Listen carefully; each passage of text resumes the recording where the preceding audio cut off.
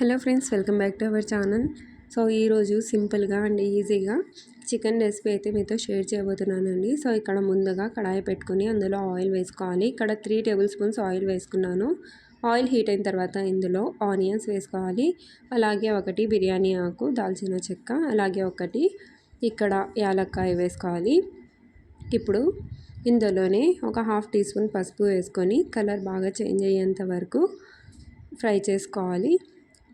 ఇప్పుడు ఇందులో 1 table spoon అల్లం వెల్లుల్లి పేస్ట్ వేసుకుని పచ్చి వాసన పోయేంత వరకు బాగా ఫ్రై చేసుకొని ఆ తర్వాత ఇందులోనే సన్నగా కట్ చేసి పెట్టుకున్న ఒక 3 టమాటాలను వేసుకోవాలి. ఇప్పుడు టమాటాలను బాగా మెత్తగా మగ్గించుకోవాలి. సో ఇక్కడ చూడండి, టమాటాలు అయితే బాగా సాఫ్ట్గా అయిపోయాయి కదా. ఇప్పుడు ఇందులో మనం 2 నుంచి 3 సార్లు శుభ్రంగా వాష్ చేసి పెట్టుకున్న చికెన్ వేసేసుకోవాలి. ఇక్కడ నేను 1/2 కిలో చికెన్ తీసుకున్నానండి. మీరు ఎక్కువ తక్కువ కూడా చేసుకోవచ్చు. దాన్ని బట్టి ఇంగ్రీడియంట్స్ క్వాంటిటీ అనేది పెంచుకోండి. ఇప్పుడు ఇందులోనే రుచికి సరిపడినంత ఉప్పు కూడా వేసుకోవాలి. సో ఇక్కడ నేను 1.5 టీ స్పూన్ ఉప్పు అయితే వేసేసానండి. మీరు మీ అకార్డింగ్ వేసుకోండి, టేస్ట్ని బట్టి.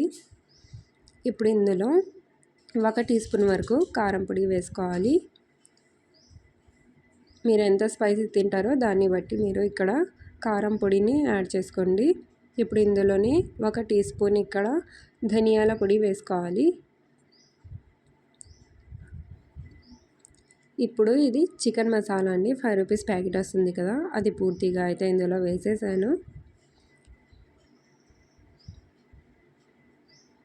సో వీడియోని అస్సలు స్కిప్ చేయకుండా చూడండి, అప్పుడే రెసిపీ అనేది మీకు బాగా అర్థమవుతుంది. ఓకేనా?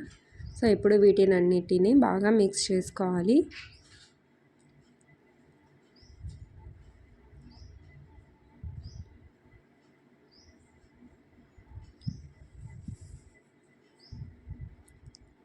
జస్ట్ ఇంట్లో ఉన్న మసాలాలతోనే చాలా టేస్టీగా చికెన్ అయితే రెడీ చేసుకోవచ్చండి. ఇప్పుడు ఇందులో వాటర్ వేసుకోవాలి. ఒక 3-4 మినిట్స్ వాటర్ లేకుండా కుక్ చేసుకున్న తర్వాత ఇందులో వాటర్ యాడ్ చేసుకోవాలి. ఇక్కడ నేను 2 కప్స్ వరకు వాటర్ వేసానండి. నీళ్ళు ఒక 2 కప్స్ వరకు వేసాను. వేసుకొని దీన్ని బాగా మిక్స్ చేసుకోవాలి.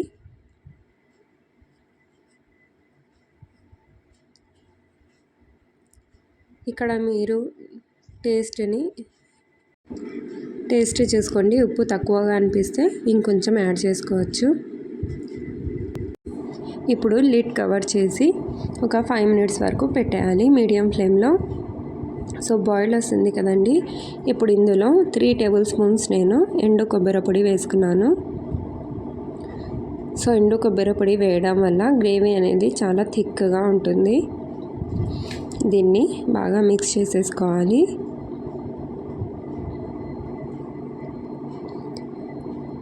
రెసిపీ నచ్చితే డెఫినెట్గా ఒక లైక్ అయితే చేసుకోండి. మరిన్ని రెసిపీస్ కోసం మన ఛానల్ను సబ్స్క్రైబ్ చేసుకోండి. అలాగే పక్కనే ఉన్న బెల్ బటన్ను యాక్టివ్ చేసుకుంటే నేను పెట్టే రెసిపీ మీరు ముందుగా చూడవచ్చు నోటిఫికేషన్ ద్వారా. సో ఇలా లిడ్ తీస్తూ మధ్య మధ్యలో మిక్స్ చేసుకుంటూ కుక్ చేసుకోవాలి. ఇక్కడ గ్యాస్ని అయితే నేను మీడియం ఫ్లేమ్లోనే పెట్టేశాను.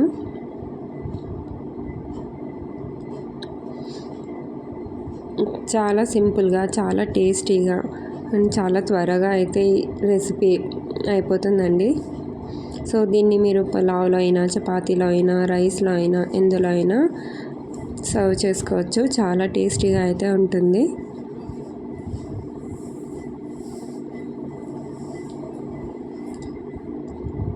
సో ఇక్కడ చూడండి, గ్రేవీ అయితే థిక్గా అయిపోయింది కదా.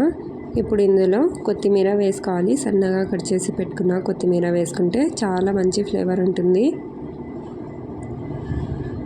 సో గ్యాస్ ఆఫ్ చేసే 1 నిమిషం ముందు కొత్తిమీర వేసుకోవాలండి. వేసుకొని ఒకసారి బాగా మిక్స్ చేసుకోవాలి. ఇందులో గ్రేవీ అనేది మీ ఇష్టం అండి. ఎక్కువ గ్రేవీ కావాలనుకుంటే ఇంకొద్దిగా వాటర్ వేసుకొని ఒక 2-3 మినిట్స్ బాయిల్డ్ అవ్వనివ్వాలి. లేదు మాకు ఇలాగే థిక్గా కావాలనుకుంటే సో వీడియో చూస్తున్నారు కదా.